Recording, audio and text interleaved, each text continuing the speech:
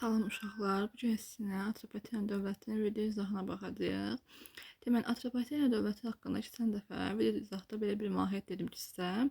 Dövlət İskəndərin imperiyasının parçalanması nəticəsində yaranmış olur və eradan əvvəl 321-ci ildə dövlətin əsasını qoyan Atropatdır ki, hansı ki, canişin olduğu dönəmdə Bayrak üsyanını yatırmışdı, həm də Qavqamel döyüşündə iştirak etmişdi. Amma eradan əvvəl 321-ci ildə hökmdar kimi fəaliyyətə başlamış olur. Və dövlət türk mənşəli dövlət olur. İdarəetmə quruluşuna görə isə quldar monarxiyadır. Amma yadda saxlayırsınız ki, Atropatena dövləti mərkəzləşmiş dövlət deyil. Ərazi baxımından keçmiş Yunan ərazisində yaranmış olur. Zona baxımından deyirik ki, ərazisi indiki Azərbaycanın cənub torpaqlarını, yəni hal-hazırda ki biz yaşayırıq, onun cənub torpaqlarını və bildiyimiz indiki İran, yəni Cənubi Azərbaycanı əhatə eləmiş olur. Burada bir neçə tayfa yaşayırdı. Məsələn, bunlar hansılardır? Kaspilərdir, Kadüslərdir, Mataylardır, Mürqlərdir, Maqlardır. Və dövləti idarə edən bir sülalə var ki, biz buna Atropatın adı ilə bağlı Atropatilər sülaləsi deyəcəyik. Dövlətin adına bağlı deyən sülalə. Və bu dövlətin yaranmasının bir dənə tarixi əsas mahiyyəti odur ki, eradan əvvəl 4-cü əsrdə vahid türk xanlığı yaranmağa başlayır deyirik. Və biz burada bir neçə hökmdardan və onların fəaliyyətindən danışacağıq. Ona görə diqqətlə qulaq asırsınız. Eradan əvvəl 223-cü ildə deyirik ki, yəni eradan əvvəl 3-cü əsrin ikinci yarısını düşür ki bu, Selevkilərin hökmdarı 3-cü Antiox Atropatenaya hücum edir. Bu zaman Atropatenada hökmdar Artabazan idi. Bu testlərə düşür deyənə yadda saxlayırsınız hökmdarın adını. Və Atropatena Selevkiden Astala düşəcək ta ki eradan əvvəl 190-cı ilə kimi, yəni Magnesiya döyüşünə kimi. Və Artabazanın dövründə deyirik ki, dövlətin sərhədləri uzanacaq Hirkan dənizinə qədər, yəni şərqdə Xəzər dənizinə qədər uzanmış olur. Hirkan dənizi keçmiş Xəzər adlarından biri olub.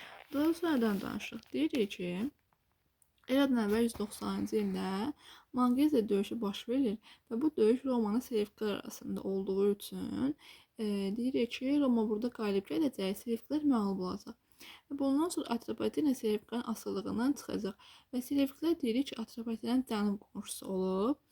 Bundan başqa deyirik ki, eradan əvvəl 2-ci əsrdə Ön Asiyada Romana Parfiya uğruna mübarizəyə başlayır. Selevkilərdən sonra Atropatenanın cənub qonşusu Parfiya olur bu arada. Və bu Romana Parfiya mübarizəyə başlayanda Parfiyanın Atropatena yaxınlaşır, müttəfiq olurlar Romaya qarşı. Buna səbəb o idi ki, Atropatena Parfiya Romanı keçmiş Yunan Makedoniya istilaslarının varisi hesab edilirlər. Həm də ki, Parfiyanın Atropatena daha yaxın olublar, həm də ortaq düşmənləri Roma olduğu üçün birləşirlər. Eradan əvvəl 1-ci əsrin 1-ci yarısında deyirik ki, Romada 2 dənə sərkərdə Lukul və Pompey şərqə yürüş edir. Və bu zaman deyirik ki, Atropatena Romadan asılı hala düşür.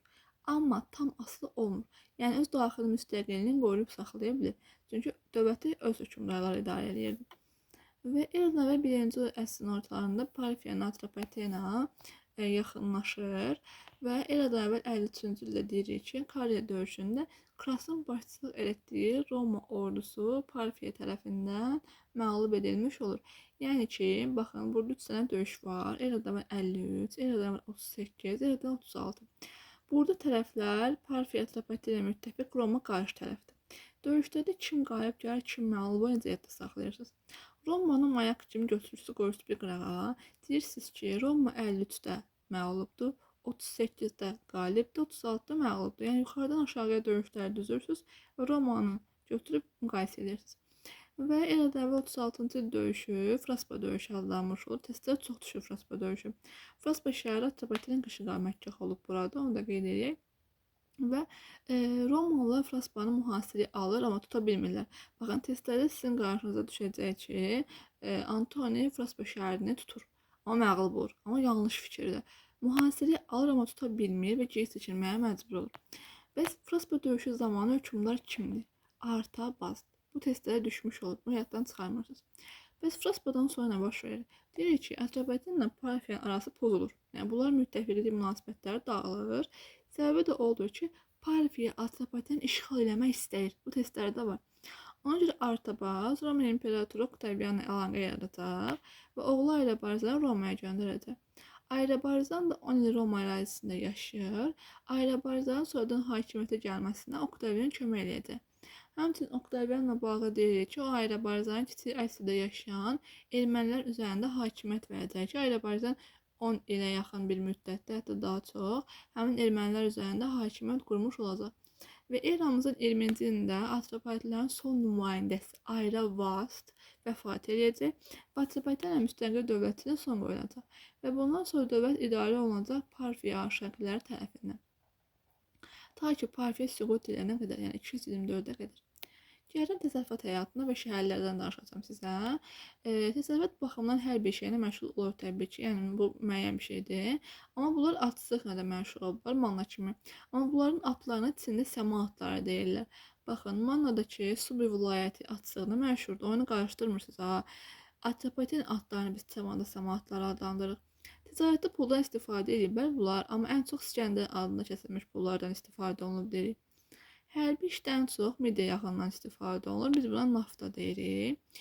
Əkinçi mənalı əsas məşğuliyyətlərdir. Bunu da qeyd edək.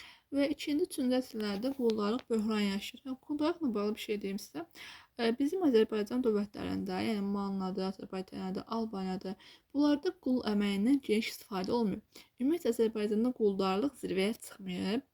Bizdə qul əməyindən sadəcə, belə deyim də, məbədlərdə, mədənlərdə belə istifadə olunur. Hökmdarların saraylarında, əyanların evlərində falan da. Yəni qul əməyi bizdə yüksək həddə olmuyor. Testdə bu düşür. Sizə düşsə ki, testdə Azərbaycanda qul əməyindən geniş formada istifadə olunub, o yanlışdır. Və quldarlıq quruluşu 2-ci, 3-cü əsrlərdə artıq böhran keçirməyə başlayacaq. İnşallah öyrənəcəyik ki, 3-cü əsrdə bizdə feodal münasibətlər yaranacaq. Və Atropatenlərin bir sıra əsas şəhərləri var. Qazaka, Fraspa, Fanaspa, Qnazana. Bunlardan ikisi daha vacibdir. Qazakana, Fraspa. Qazaka Atropatenlərin mərkəzi, paytaxt şəhəri olur.